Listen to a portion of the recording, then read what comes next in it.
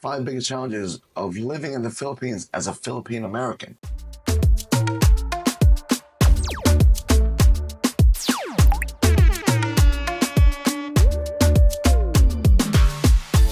What is up, everyone? This is Gilsar Vergara back again with another video. And if you stay to the very end of the video, hopefully I would have given you some insights and some value for those of you Phil-Ms especially. This will give you some type of insight as to what it is from a Filipino American person's point of view who grew up in America for the majority part of their life.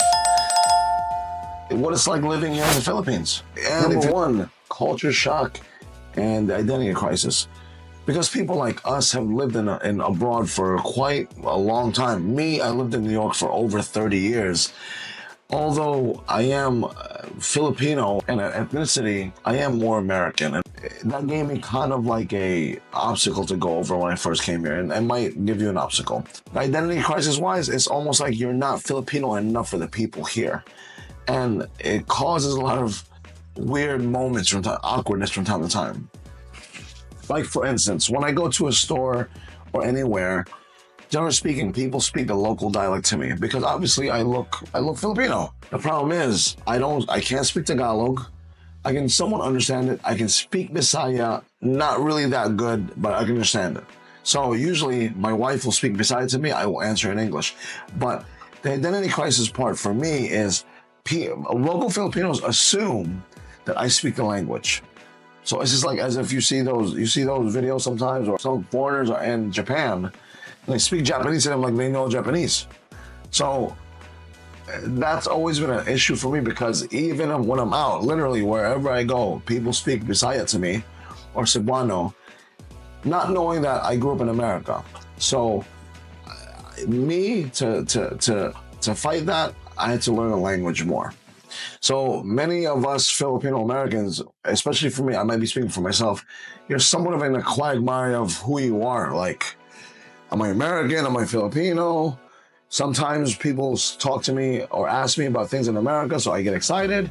But then when I'm in America, people talk about, what is it to be like the Filipino experience, and I get excited. So kind of like a rock, but not really in a hard place, but that's number one for me. And on top of that, especially with the language, there's a subtle pressure as to learning the language. And some of us don't want to learn the language. I mean, I grew up with it around me, so to some degree, it's always been around me. I've been married for almost 20 years, so I speak Bisaya to my wife most of them, like 50-50 in the house. Me personally, I would try my best to, if I were you, I would try my best to learn as much as I can. And, honestly, on the local side of things, the local Filipinos, they make it very apparent that you don't fit in, unfortunately.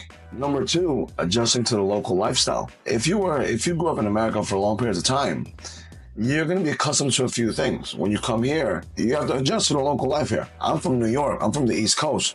Everything's moving fast all the time. Here, you kind of have to adjust to the pace of the Filipino here, which is the local Filipinos, which is a bit slower. And sometimes for me, it's really aggravating, But I am not in America anymore, so I have to adjust to those things. So the concept of Filipino time is really a real thing, to be honest with you.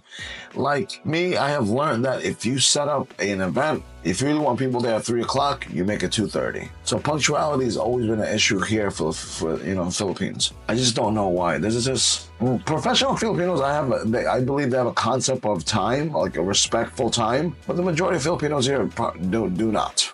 Unfortunately, they just don't. Because people here are a bit more relaxed. They're, with their schedules and pretty much everything. Please expect that when you come here. Like I said, especially someone like me coming from New York, there's a sense of like American efficiency or like New York efficiency or just I don't have time to do this. Let's make this happen right now type vibe. Here, it's like a smack in the mouth. So I had to get used to it. So not saying that you should accept it, but I am saying to some degree you have to adjust to it or adapt to it and make some modifications on your end. Number three, the bureaucracy and the red tape. This is something that I get very frustrated with because I am pretty outspoken. Once again, you are not in America. You are in the Philippines. So therefore, adjust to the Philippines. Don't bring your American ideologies and your standards to some degree here because you're going to be met with frustration and disappointment, I'll be honest with you. But There are certain companies making strides to run a lot more transparent and cleaner, or try their best to at least. So obviously in America, we're so used to having things streamlined, even like with the federal system, the identity system, the social security system. It's not like that here. It's literally it's like their own agencies running in autonomy, trying their best to work together as one, which is, I can go deeper into it, but for me, it's just like, it's a power struggle of people wanting to be in power and nobody wanting to be under each other. That's how I personally feel.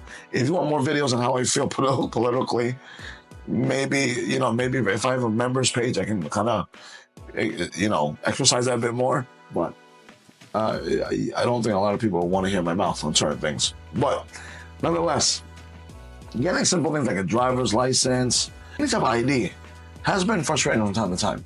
Just the wait times for certain things, the lines. Understand that they're not going to be as streamlined as what you're used to. But some agencies have gone online already. So, like for instance, like the NBI has gone online already. In my experience, NBI has gone online. I think Social Security, Pag-ibig has gone online, which is like their, I guess, like their Social Security system here. And I do know some other agencies have gone digital. So banks have gone digital to a great degree. I don't ever really go to the bank anymore to withdraw money. Everything's on the app. So that has helped a whole lot compared to when I was going to school here back in 08, like 06, 08 at the time. It was still rudimentary here, unfortunately.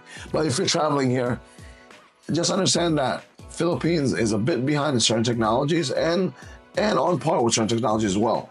So it's going to be a mixed bag.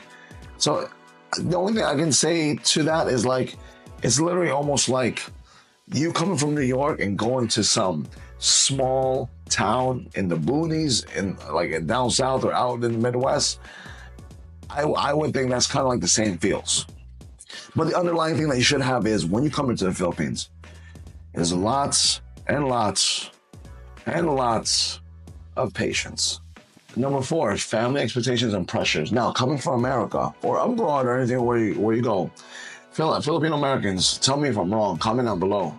Everyone expects you to some degree bring pasalubong, gifts, palibre. A lot of things should be free, or you should be supporting so many parts of your family. That's like 50-50 with me. I do love taking care of my family, but at the same time, I don't like giving away money that it's fruitless, as in I know that's not going to be used to good use.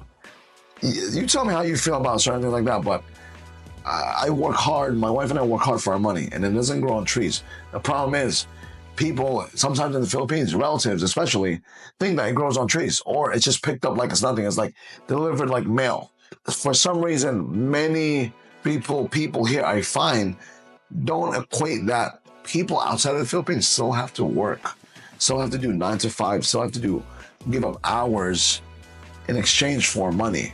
Or if they have businesses in America, some businesses are still right above breaking even and about to sink sometimes. So that's a pressure. It's an awkwardness, especially within my family. Nobody really asks me for money like that. Some people do, but there's always going to be an awkwardness that I have within my family, or maybe you have within your family. But with that said, you're always going to have those pressures of, yeah, you're the breadwinner. Why don't you support everyone else? So it's really like, it's almost as if they choose one or sets of people within the family that are the people. And at the same time, I feel that sometimes certain parts of the family are not empowered to do their own thing. I'm more than happy to help people that are trying their best to do something or elevate themselves. I do not feel good helping people, family or otherwise, just sit there, go to the cockpit on Sunday, constantly be a tambay, which is a standby, on the corner, and expect like life's gonna come to them. I just, honestly, I don't have no respect for people that way. Because, coming from America, you're coming from a system of values where they value independence. Here, to some degree, there's a sense of dependence on the breadwinners here, like I said. So I don't know where we can adjust that, or I do know that, once again, you have to practice a lot of patience, be okay with being in those awkward moments, and or just not hang out with family as much as you want to. unfortunately, or within the family, pick the people that are progressive, pick the people that are understanding, and then totally accept it for what it is. At the end of the day, if you're not prepared, listen out. You're going to be emotionally exhausted. And number 5, last but not least, the realities of safety and security. I am not, this is like, when I came up with this list, it's 50-50 for me. Like, I lived in Davao, I lived in Cebu, I lived in Dumaguete. Davao is safe within those areas, but when you go outside of those Davao, the boundaries, it gets kind of weird. I'm very like conspiracy theorist type person, so I can imagine you being put in a bad situation. Some of those roads don't have lights, and the roads are going this way. Anybody can stop you. But then again, you can go to a backwoods town in America and might find that as well. So I'm like 50-50 with that situation after rethinking this. So I'm not saying the Philippines is dangerous, although sometimes in Mindanao they have those lists of no travel. I'm not saying it's dangerous at all compared to like some place in there are dangerous places, but in the whole entire country, it's not dangerous because you got to adjust to your environment. There's things where you're just going to be like, oh crap, this is how it is. On the news, people getting robbed, or people getting, unfortunately, not living here anymore. My point is, I grew up in a very rough neighborhood, or a decently rough neighborhood, so I'm kind of used to it. But for someone that comes from like the safety of like, let's say, a town that never really experiences crime, this might be a change for you because you see certain things throughout the day here or throughout the time here. So that's all I'm saying. But for me, living here in the Philippines for the past 2 years and then from before, I've never come into an issue when it comes to safety or security for me. And that's coming from a person with businesses here and with family ties here who've done businesses or conducted businesses here in the Philippines for over 100 years. I've never come across an issue here. If there are any quarrels or anything that happened within my family or what I know what happens in the Philippines, it's more of a personal thing. You rarely find people here in the Philippines where it's like New York, right? Where you hear people just got ran up on and got robbed. It's really rare here to some degree. I don't want to say the word, all the unfortunate killings and all things here from that time, those are all like planned hits, unfortunately. But with that said, do your own due diligence. Understand, like, if you're not from those areas where you can tell when things might get weird, you kind of need to, study your area.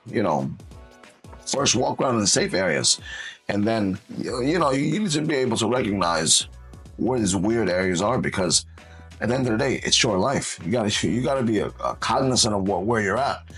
Don't be that person. And I do see this from time to time. Young person, mostly guys. They come in here thinking they're into a developing country, so they rule the country, or they think this is like they own the country type thing vibe, where they're just obnoxious, arrogant. Even if you do that in New York, you're gonna get ran up on. To be honest with you, or any place where you think you're tough, you think you're just arrogant, you're gonna eventually get ran up on. The problem is there's cops and police that can be called as investigators, detectives in America. Here, those are here as well, but you're gonna go through a lot of red tape, and I don't think they're as thorough as it is in America. So calm yourself down if you're gonna come over here as a Filipino American. Don't believe you're above the local Filipinos. That's number one. Number two, just like the golden rule, treat people as you want to be treated. So with that said, those are my 5. Hopefully they gave you some type of insight and value if you are visiting here, or just look out for certain things here. But take care. I'll see you soon. God bless. Bye.